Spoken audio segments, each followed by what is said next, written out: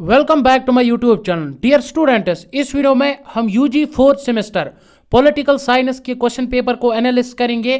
So video को start करने से पहले अगर आप इस चैनल पर पहली बार विजिट कर रहे हैं तो इस चैनल को सब्सक्राइब करें। पेपर का एनालिसिस करने से पहले एक बार हम सिलेबस को देख लेते हैं।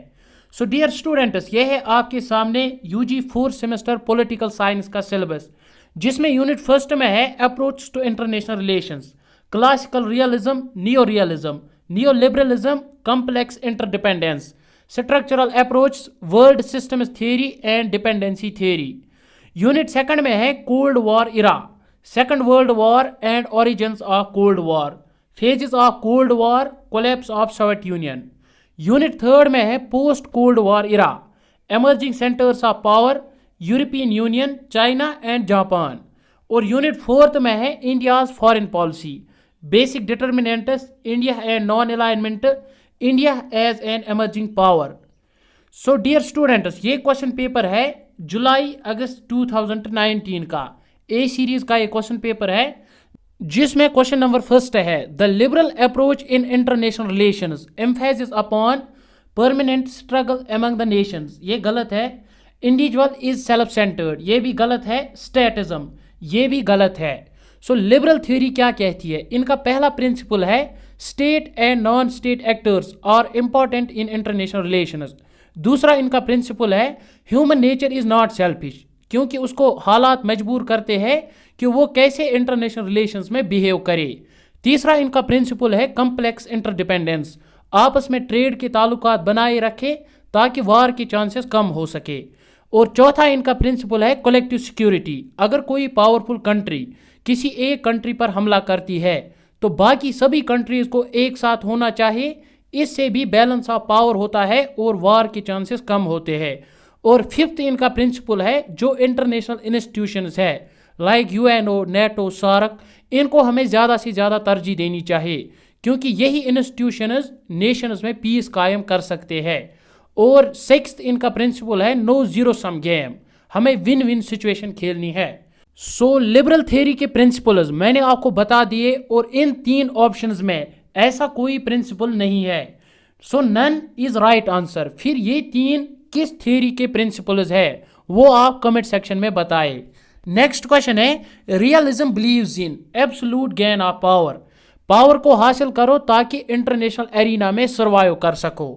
नेक्स्ट क्वेश्चन है the unification of Germany marked the end of cold war, end of bipolarity. ये भी सही ऑप्शन है, लेकिन ज्यादा appropriate end of cold war ही है.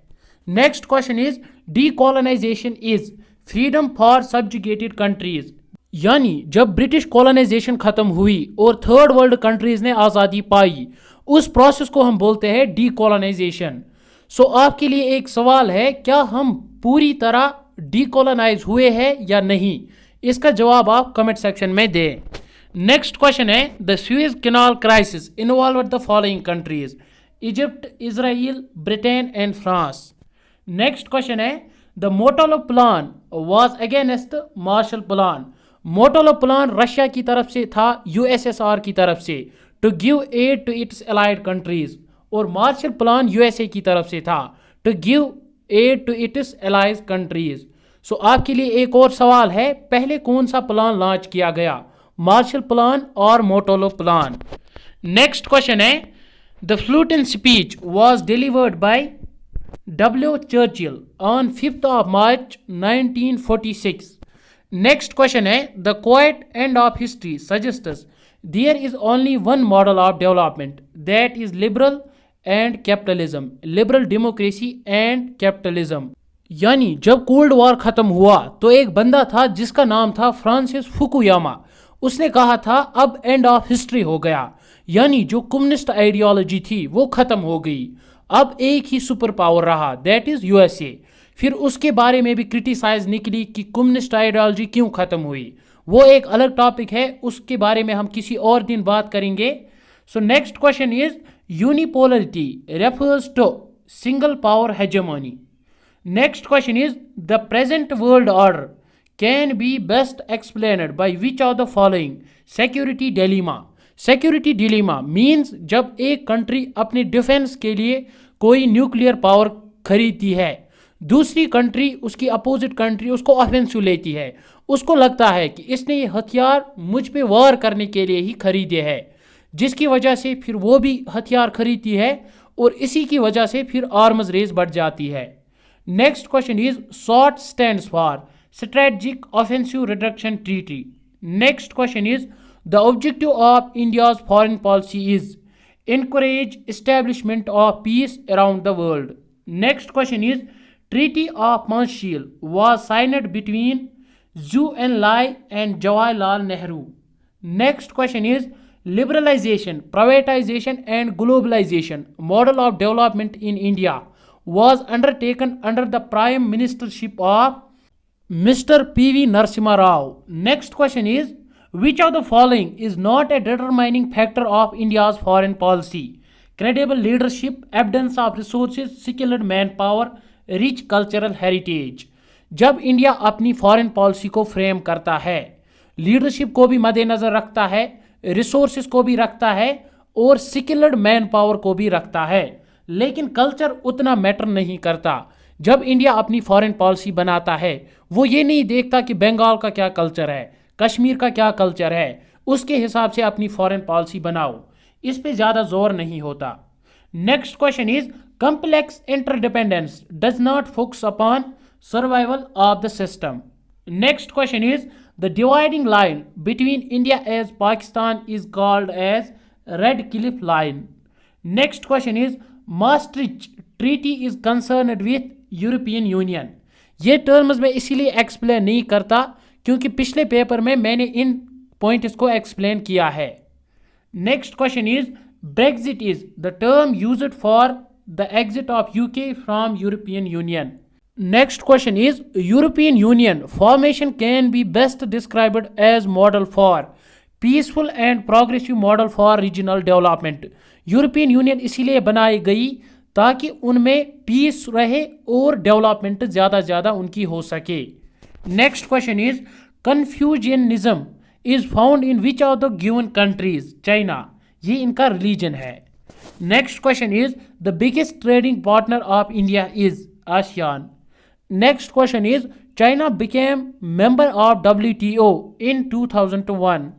Next question is European Union before 1994 was known as European Economic Community.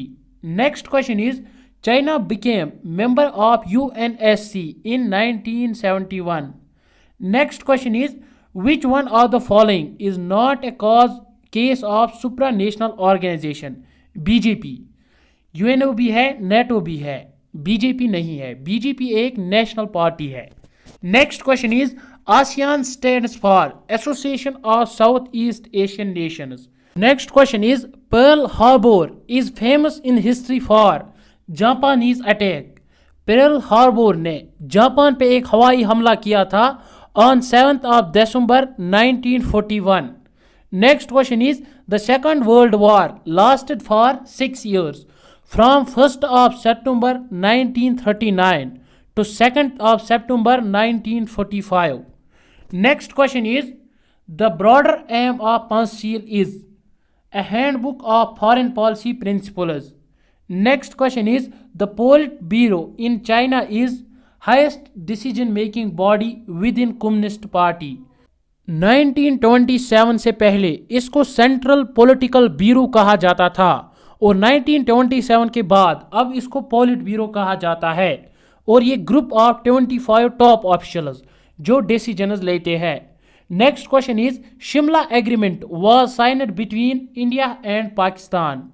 Next question is single market is the attribute of which supra national organization? European Union. इनका market भी एक ही है और इनकी currency भी एक ही है। इनकी क्या करेंसी है वो आप कमेंट सेक्शन में बताएं। Next question is who among the following is the first women foreign minister of India? Miss Sushma Swaraj. Next question is in realism the states are power conscious because of human nature. रियलिस्ट्स का मानना है कि human born ही selfish हुआ है, power ग्रेबर, इसीलिए जब ये nation को चलाने के लिए आता है फिर नेशन भी ऐसे ही बिहेव करते हैं, selfish and power grabber. Next question is The process of democratization in former USSR were initiated by Mikhail Gorbachev. इसने कुछ रिफॉर्म्स दिए थे, ओपननेस, इसने लोगों से कहा था कि हम तुमको ट्रांसपेरेंसी देते हैं बिटवीन गवर्नमेंट एंड पीपल। अगर आपकी कुछ इश्यूज है तो आप उनको एक्सप्रेस करो, लेकिन लोगों में गुस्सा था। फिर आपको भी पता है कि इसकी वजह से यूएसएसआर फिर डिसइंटीग्रेट हुआ। Next question is the phase of detente in cold war was from 1968 to 1978. Detent means relaxation of tensions. Next question is foreign policy of a nation is guided by national interest. जिसमें nation को लगता है मेरे ज़्यादा से ज़्यादा interest serve हो, उसी तरह वो अपने फॉरेन पॉलिसी को भी फ्रेम करता है। Next question is Morgenthau's principles of realism do not include politics is guided by ethical values.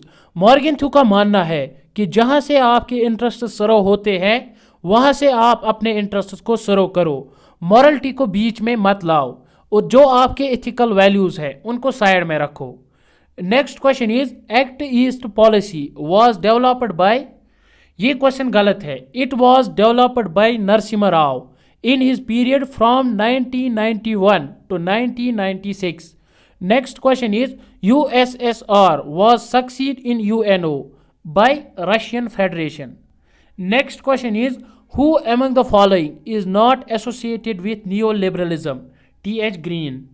Next question is recently India was invited as a guest of honor for the first time by which of the following organizations? Organization of Islamic Conference. ये conference हुई थी UAE में इसी साल 1 और 2 मार्च को, और ये अटेंड की थी foreign minister miss Sushma Swaraj ने। Next question is India is a founding member of ILO, international labour organisation. Next question is world system analysis doesn't believe in a country's economic position can be understood without reference to world economic system. World systems theory का मानना है कि हम एक country को तब तक नहीं समझ सकते जब तक हम ये नहीं जान लेते कि ये किस हिस्से में पड़ती है।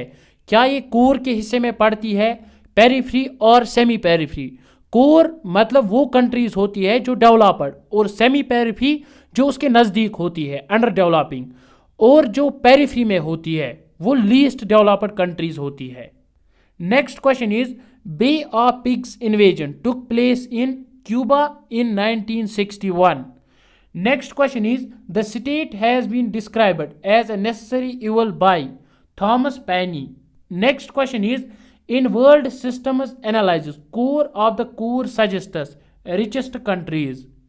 Next question is the open door policy in China was adopted by Deng Xiaoping. Next question is the currency of Japan is known as yen. Next question is after World War II, Japan followed the below mentioned path of development, pacifist path of development. जब world war second ख़त्म हुआ, Japan को लगा कि इस जंग और इस वायलेंस से कुछ नहीं मिलने वाला, ये बस तबाही का सबब है क्योंकि इस पे बम भी गिराए गए थे। तो इसने फिर पैसिफिस्ट पाथ अपनाया जिसकी वजह से आज ये एक एमर्जिंग पावर है। Next question is WMD stands for Weapons of Mass Destruction.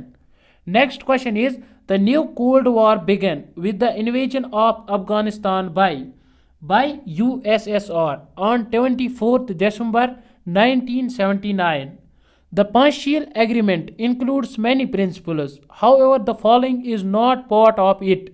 Just world order. ये 3 इसके principles है। Next question is the book entitled Rote Serapdom is written by F.A. Hayek.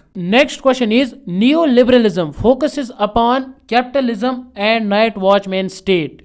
यानी हमारी काम में दखल अंदाजी ना करो, जो जितना आगे बढ़ सकता है उसको बढ़ने दो, स्टेट साइड में रहे, जब तक लॉ एंड ऑर्डर की प्रॉब्लम ना हो तब तक स्टेट इंटरफेयर ना करे। Next question is who among the following is associated with new realism? Kenneth Walters. और ये 3 सभी रियलिज्म के साथ जुड़े हैं। Next question is which of the following is not a feature of realism? Interdependence. Next question is, ये तीनों चीजें मैं पिछले वीडियो में डिस्कस कर चुका हूं। Next question is, AG Frank claims that the developing countries have failed to develop because of exploitation of resources by developed countries. यानी जो ब्रिटिशर्स ने यहाँ पे रूल किया और यहाँ से जो रिसोर्स ड्रेन किए, अब यहाँ पे कुछ नहीं बचा है, जिसकी वजह से थर्ड वर्ल्ड कंट्रीज अपना डेवलपमेंट नहीं कर पाती। Next question is, the headquarters of NATO are located in Brussels, Belgium. So dear students, I hope कि आपको वीडियो अच्छा लगा होगा। मिलते हैं नेक्स्ट वीडियो में। Till then take care.